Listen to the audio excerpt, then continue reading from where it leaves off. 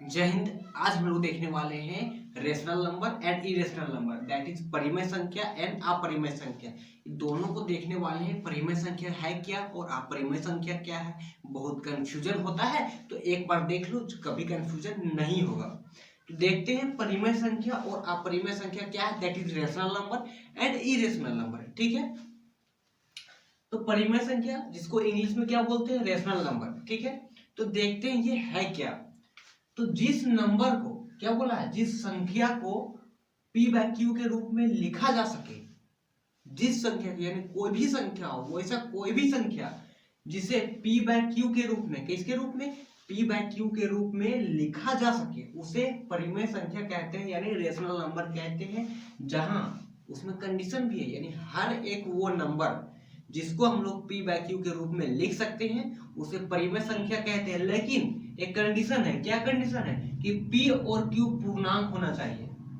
p और q क्या होना चाहिए, इंटीजर होना चाहिए। क्या होना चाहिए, p और q इंटीजर होना चाहिए। और क्या, जहां पे q नॉट इक्वल टू 0, ठीक है, यानी p बाय q के रूप में सभी को लिखा जा सके, लेकिन q जो है वो q जो नॉट इक्वल टू 0, यानी जो नीचे वाला पार्ट होता है ना, ये 0 नहीं होना चाहिए। ठीक है, वो 0 नहीं होना चाहिए।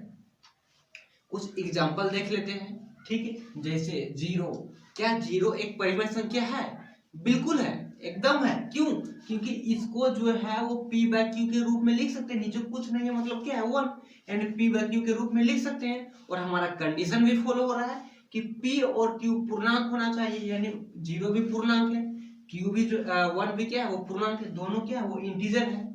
ठीक, इस तरह से याद रखो कि जितने भी नेचुरल नंबर है ना, वो सभी क्या हो सकता है, परिमेय संख्या हो सकता है। होल नंबर परिमेय संख्या हो सकता है, यानी कि क्या प्राकृतिक संख्या जो है वो हो सकता है परिमेय संख्या।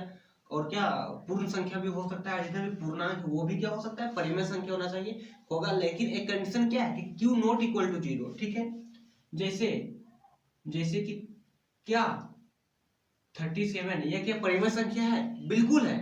क्यों? क्योंकि इसको हम लोग p बाय q के रूप में लिख सकते हैं। क्या करते हैं, लिख सकते हैं। उसके बाद यानी ये सब क्या है, परिमेय संख्या है। ठीक,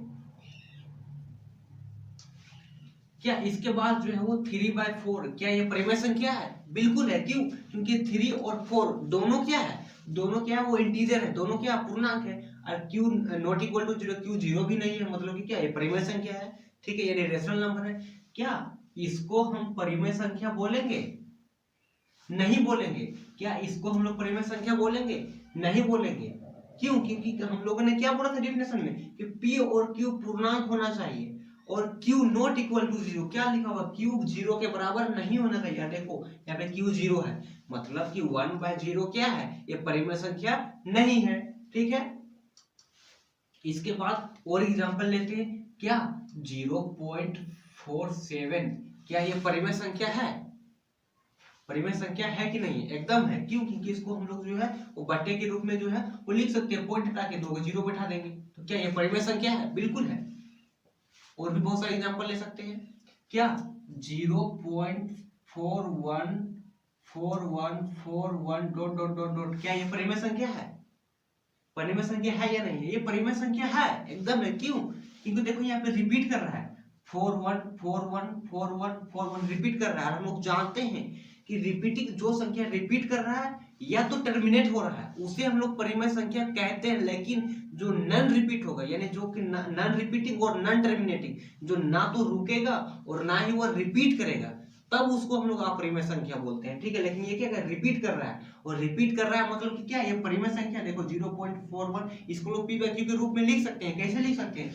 क्या इसको लोग लिख सकते हैं 0.41 के बाद लिख सकते हैं, एकदम लिख सकते हैं। इसको जो हम लोग लिख सकते हैं 41 का बार है, जितना पे बार है उतना पे नीचे जो है 9 लगा देना है, यानी ये क्या है 0.414141, ये क्या है, एक परिमेय संख्या है। ठीक है, अब हम लोग देखते हैं इरेशनल नंबर, यानी अपरिमेय संख्या क्या है। ठीक है, यानी कि अपरिमेय संख्या, तो जिस संख्या को p बाय q के रूप में नहीं लिखा जा सकता है, ध्यान देना, जिस संख्या को p बाय q के रूप में नहीं लिखा जा सकता है उसे हम लोग क्या बोलते हैं, अपरिमेय संख्या कहते हैं, यानी कि इरेशनल नंबर कहते हैं। ठीक है, कहते हैं एग्जांपल में हम लोग जो है देख लेते हैं।